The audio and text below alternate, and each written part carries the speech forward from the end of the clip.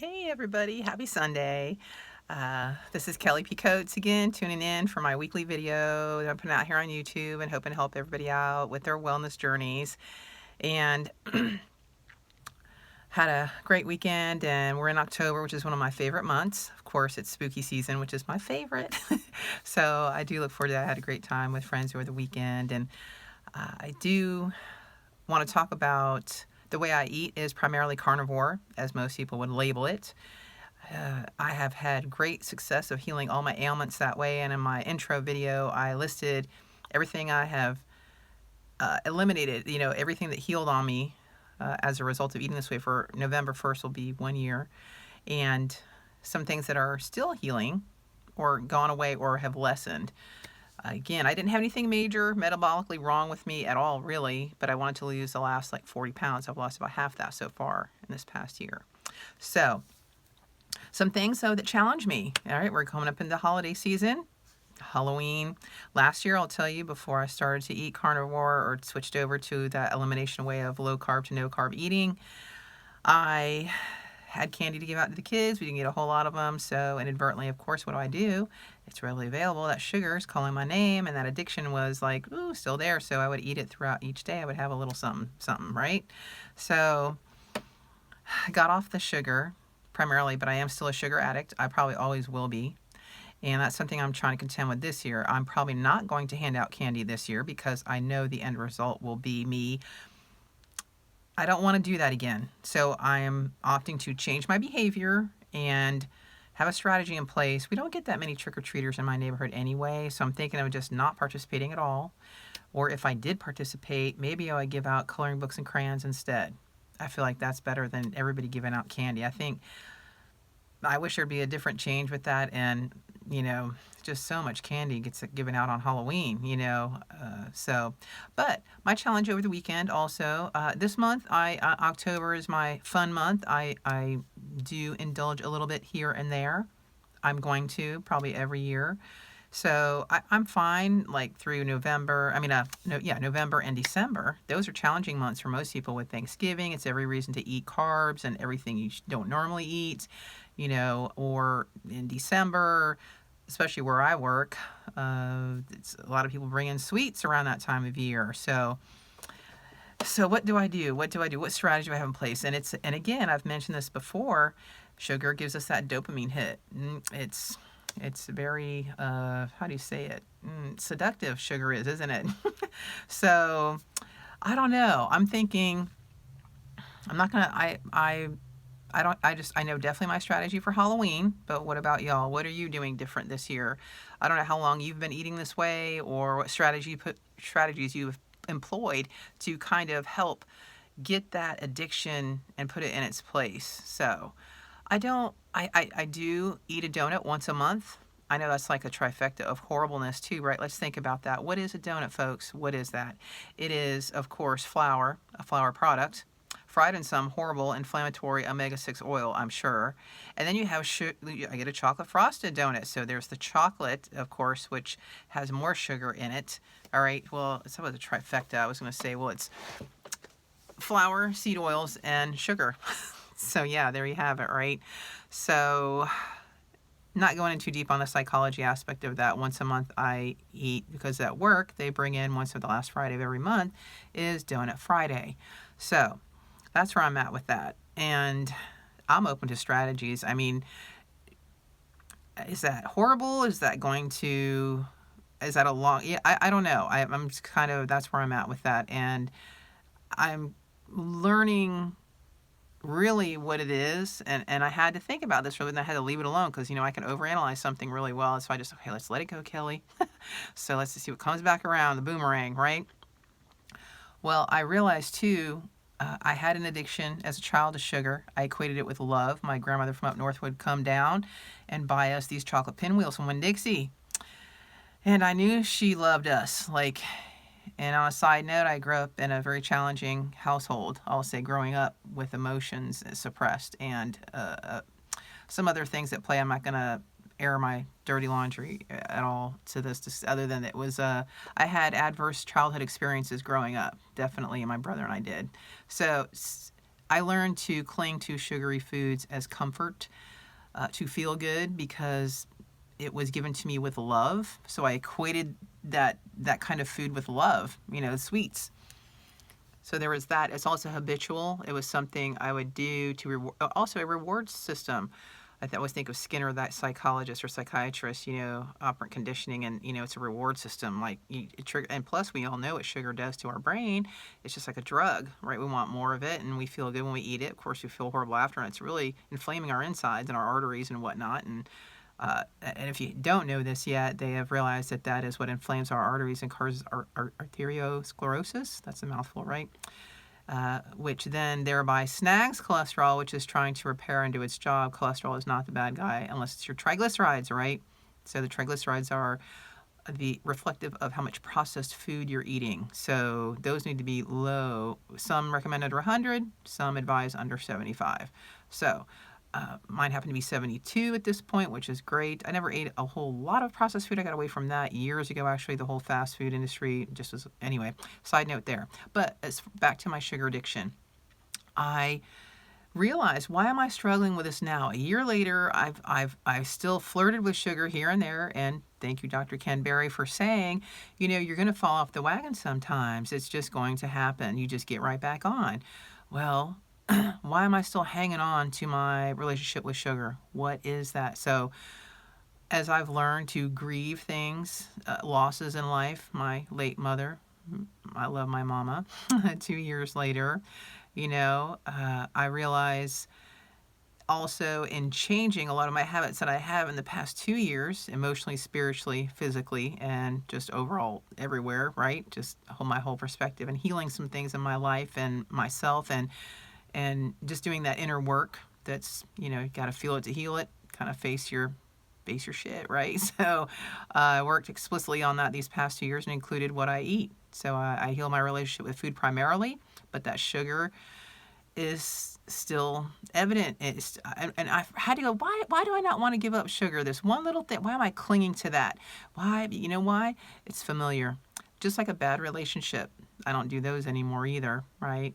So I healed all that, and what caused that, that was a father wound that drove that decision making. That's a whole other video. But speaking on the food point, which is just, it's linked to so many other things, correct?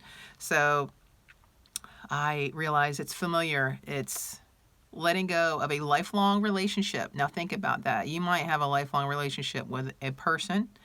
My lifelong relationship primarily was with sugar. It was with something sweet. That was my relationship. My dad's relationship, alcohol, still to this day, and he's in his 80s. So my vice is sugar, always was, and I have to mourn the loss of even who I was on sugar, right? Those feelings and highs and lows, and it's just, sugar is seductive. It really, truly is, and I just have to look at it that way. And it clicked with me when I thought of it that way too. I'm thinking, wow, I had, that relationship with sugar. It was a connection. It was my go-to. I could trust it. It was there for me. I could depend on it. All those things those are attributes you would want in a good quality person to be with. And I never had that in any of my relationships except for one. And he lives in Germany.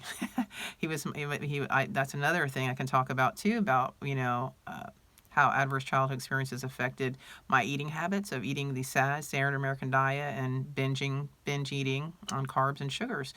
And I know now I'm going to have to treat that as a relationship. Sugar is a relationship I need to let go of. I do.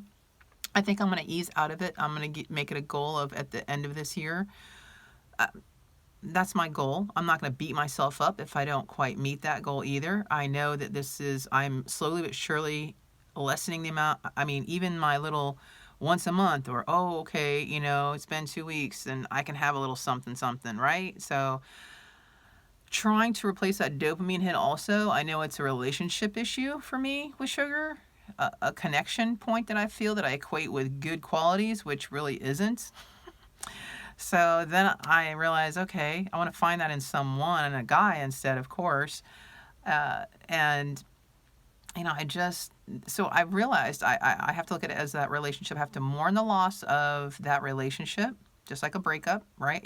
I'm treating sugar like a breakup. It's going to be that. It kind of puts it in perspective for me that I can relate to it that way, you know? So, yes, addictions are layered. They're not just one thing. It's multiple things. I have a childhood emotional connection to that, equating it with love. Then I found I could love myself with it, right? Just to say, you know, it was a treat. I used it as a reward system. It was an escape for me. It was a go-to. Again, it was I did not know how to find those qualities of trust and love in a person, a partnership, a partner, a relationship, a love relationship, so to speak. But I feel like I can now, you know, having healed myself in many regards in the past 2 years. But I also know that sugar it still has, it's still hanging on, right? So that's where I'm at, folks. That's where I'm at. So, what about y'all? What have you done to? I know some people just say just cut it completely off, never look at it again. Don't even. I mean, they have to go like nothing, absolutely zero, zero, zero. And I know I'm not quite there yet, but I'm almost there. I can feel it. So I'm like, damn, I'm so close, but yeah, so far. But I think that I can do this, and it's just that's how brainwashed we are though about sugar. Just think about that, y'all. Like I really am convincing myself like, oh, it doesn't hurt, you know, I can just have a little bit here or there or whatever. And I know it's been likened to doing drugs and how harsh it is on your body and whatnot. And I don't know, what do y'all think about that? Tell me about your struggles with sugar. What have you done to get rid of it or put it in check or eliminate it completely from your life? And what did it take? You know, we have to like to create a new habit, or you have to mourn the loss of that relationship. It is going to be a loss. Whether it was healthy or not, it's still a loss. It has to be mourned. I've learned that, right, in life, in the perspective of things and everything, not just people, the loss of people, but the loss of a lifestyle, the loss of yourself in some regard, and becoming someone new, a different person as a result is unnerving. It's the unknown, and you have to just trust the process, right? The evolution of where you're going. And I trust source with that and trust spirit with that. So it's like, okay, I trust myself with that. So anyway, that's where I'm at as we are in the throes of October. So what am I not doing? Again, I'll reiterate that I'm not going to participate in giving out candy this Halloween. I may pick up we just don't really get that many trick-or-treaters, so I think I'm just gonna leave my porch light off this year, folks. I just think I am. I'm not buying the candy this year. I don't even want to buy it. That's the best part. Last year, of course, I get 2 bags of chocolate because that's the best, you know. And hand out handfuls and whatever's left. Well, you know, I'll eat one a day, you know. So yeah, no, not this year, folks. At least I have that going for me. So that's an accomplishment to me, and it is. You know, I'm not repeating that same pattern of behavior that I used to every year before that on Halloween, which would then trigger, of course, 3 months of holiday eating, right? People usually gain about 5 to 10 pounds during these 3 months, right? And then they go crazy in January and try every fad diet there is. Well, it's not even a diet. This is either. Keep that in mind, folks. The way I've been eating is, you know, it's just you change your relationship with food. You no longer eat for entertainment. Carbs are nothing but entertainment. That's all they are. They don't There's no nutrition in processed carbohydrates. Okay. I don't eat fruits or vegetables. I will eat seasonal. Like I said, I will eat a seasonal vegetable or two, or seasonal fruit. I will probably do the blueberries. That's it. And I make my own homemade Dr. Davis, you know, the heart doctor, you know. He wrote Wheat Belly, bestseller, right, on processed carbs and any grains, how we don't need them. You don't need the fiber. You don't need anything in them. I'm living proof. That's one thing I don't miss. Some people miss carbs, pasta, and all that stuff. I'm like, rice. I'm like, my hang up is sugar. So, and sugar is a carb, of course, but a processed one. So, anyway, I will do berries, the wild blueberries, the Wymans. I get them at Walmart. I'll put that brand. I'll, you know, tag them down below. Also, remember to do that with this video. Things, you know, the products that I do buy as far as that goes. Like, and I'll buy like it's squash season. I do like squash as a vegetable. I do. So I will okay. I know I feel best also when eating red meat, beef. That is my thing. I have my order through Wild Pastures. I'll tag them down below too and leave a link for them if y'all are interested in getting a subscription with them. I don't get anything from them. I just share what I'm doing and how I eat. And I get a box once a month to the tune of $160. And I changed it. I had before beef, pork, and chicken. Now it's mostly beef. I get one whole chicken, and I get bacon, and breakfast sausage. So that's it. So I might even just after this month go just straight beef only. I'm always hungry after I eat chicken. You know what I mean? And these are pastured animals too, by the way, which is great. They're raised like they're supposed to. They eat bugs like they're supposed to. The pigs are not fed corn or soy. They are, root out in the pasture like they're supposed to. We growing up, we had livestock, we had pigs, and we ate them. Sorry about the video shaking there, but hit my foot. So I grew up very close to, like, we had a little homestead growing up. So this is like a return to that of, I was healthiest then when I was a younger, until we started shopping at the grocery store for convenience, because both parents, my mom had to go to work. She was a stay-at-home mom initially. And then when both parents are working, you have convenience meals, right? Who has time to cook? But now I've realized, even with eating just primarily meat, beef, I'll do a little bit of bacon, butter, and eggs. And the Vital Farms is who I get eggs. I get their butter and their eggs because they're pastured. Again, pastured cows, pastured chickens. You want pastured animals that eat what they're supposed to, not corn and soy products. That runs up, as far as what I've read and heard from other carnivore doctors on here and specialists and experts in the field, that runs up the omega-6 content in the meat, and we want more omega-3 content meats, just to say. But beef is good because it's that magic stomach, as they all say, with the ruminant animal in this 4-chamber stomach. I just like beef. I feel better when I eat just beef as opposed to any other kind of meat I found. Now, in the beginning, I had a lot of bacon because it's fatty, it satiates you, you get off, you get done with the snacking, you will evolve. This is not an overnight, this is a healing journey, and it's going to take your body. It took my body, I would say, a good 6 months to heal most everything that I had going on with me, which again is in my intro video, below that, all itemized. I'm going to bore you with all the details on what I did heal on me. So I'm fine-tuning at this point, kind of seeing what works for me. How much fat, how much protein should I be eating? What's going to work to get this last 20-some pounds off of me, right? That's where I'm at. I love walking. I do my weight training a couple of days a week in front of the YouTube videos with my 7-pound weight. So I've gotten up from 5 to 7 pounds, so I feel good about that. And that's the best part about this way of eating. It's a journey of healing. It took me about 6 months where I had that aha, like, woo. I could never eat another way, right? Primarily. And I have one friend of mine who's trying this, easing into carnivore, and even a family member who's easing into carnivore. So, because they've seen a change in me. I feel better. I look younger. I've gotten rid of, I used to have solid gray hair up and through here. That's gone, right? So that's another perk. There are so many perks to eating this way, y'all. That's what I'm trying to get across too. You have to trust. You will hear your body for the first time. I am telling you. You think you're going to feel your body. You're going to know nutritionally what you eat. So I know nutritionally now, beef is what works for me. Pork is for me, and chicken, it's all right. It's just not my thing anymore. But in the beginning it was, but not chicken so much, but pork. I did a lot of bacon, like I said. A lot more butter. I don't do as much, but I do ghee. I do some butter. I do ghee, like if I pan fry something or anything like that, if I'm going to do like meat on a frying pan, I'll put a little ghee in the bottom, or butter. But I try to eat fattier cuts of meat. If not, I will melt a little butter onto it. Just not a lot though. I just find that. But again, I'm 55 years young, I always say.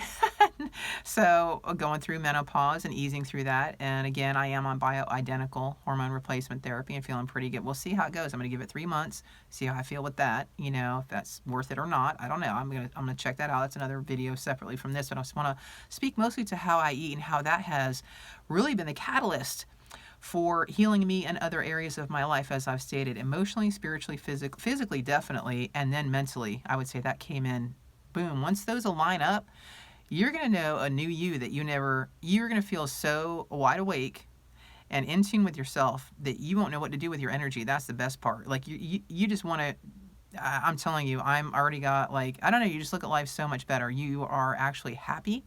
You don't even need a reason to be happy. Do you hear me? I'm happy just because. And that's the thing I try to get across to people. Like, you think you feel good, but you've acclimated to feeling a certain kind. You probably are a little numb, actually, till you wake up and you heal your body on the inside out. then even your brain loses inflammation, right? And we all know what that leads to, right? So, you know, I see that with my mom, my late mother, how her diet destroyed her, you know, how eating the standard American diet destroyed her, how diabetes, when she got diabetes, type 2 diabetes, how that destroyed her, how she got Alzheimer's. She had a lot of toxins in her system, though, that I realize now, and I'll speak to that on another video. Okay, so anyway, back to eating this way. I highly suggest it for everybody. I've seen some people argue I need a double-blind study to know the facts of this, but I'm like, I know how I feel, and I biohacked myself and tried this and thought, wow. I mean, I've eaten every other way, almost was vegetarian before I started this, and don't even get me started on how I felt on that. A lot of IBS, folks. Woo! Don't miss vegetables at all. I only, again, seasonal. I'm a seasonal. I might here or there. Okay, so if we have to label, I guess I eat carnivore, and if we have to label that way. And maybe I'm gonna get a little more strict with that, you know, as I ease off this. I'm breaking up with sugar. That's the way I'm gonna look at it, as a relationship in my life, because always has been a relationship with me, a long-standing relationship. So I'm going to treat it as such, of ending that relationship over the course of the next few months. So we'll see how I do, right?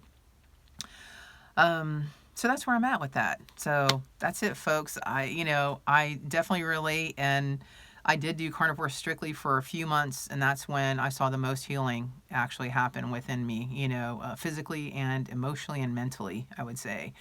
It's a trifecta. You cannot go wrong with this. Like, why would I eat any other way? That's the thing. I could never go back to eating the standard American diet, ever, ever. Like, I don't even look, when I see the grocery store, it's like, those are products to me. It's not even food. Like, if I go in there, I get my eggs and I get my butter at the grocery store. And really, the box of meat I get from Wild Pastures gets me through the whole month, really, to be honest. I might have a week where I did that. I have a short on here where I went to Winn-Dixie and showed what I got for $72, $73. And that's going to last me a while. And I have all that beef fat. What? The beef fat trimmings? What? I chopped some of that up, did in the air fryer, like, with a little bit of Redmond's real salt. What? That was so delicious. Like, and I used to cut fat off of meat. That's the funniest thing. I'm telling you, your whole perspective changes. Your palate changes. How you view food and how you relate to food is going to change for the better. And I have have so much nutrition. That's the thing. Like, my blood work was amazing with all of that too. It's like, oh my gosh, you know, of course B12 is off the charts, but it's just, I don't know how to explain how good I feel. I don't know. I just really want everybody to feel this damn good. Okay, so anyway, all right, I'm stopping there. I've gone on enough again, but again, you know, this was talking about ending my relationship with sugar. Over these 3 next months and the holidays, I'm going to wean off, you know, any of it. I'll see what I can do, and I'm focusing more on beef eating than any other meat also. So that's where I'm at in my journey. So as I come up to a year eating this way and knowing the myriad of benefits from eating this way, I just encourage y'all to try it. I would view Dr. Ken Berry's video on BBBE, that's beef, bacon, butter, and eggs, to get you started. And know that you're going to need electrolytes also, because, yeah, he will. You definitely need electrolytes. He'll explain all that, but you can watch one of his videos, and maybe I'll speak to that too, because I feel like the more of us that explain the basics of getting started to help y'all out, the better off that y'all will be, because who doesn't want to heal and feel better and actually feel good? I mean, you feel so good. That's all I can say. All right, y'all. Enjoy the rest of your Sunday. And I might have a short this week. We'll see. I'll throw another video, short one in there. And leave any comments below. How are y'all coping with it? Are y'all hanging on to sugar here and there? What is your relationship with sugar? Have you finally broken up with sugar? Okay. All right. I'll talk to y'all soon. Okay, bye.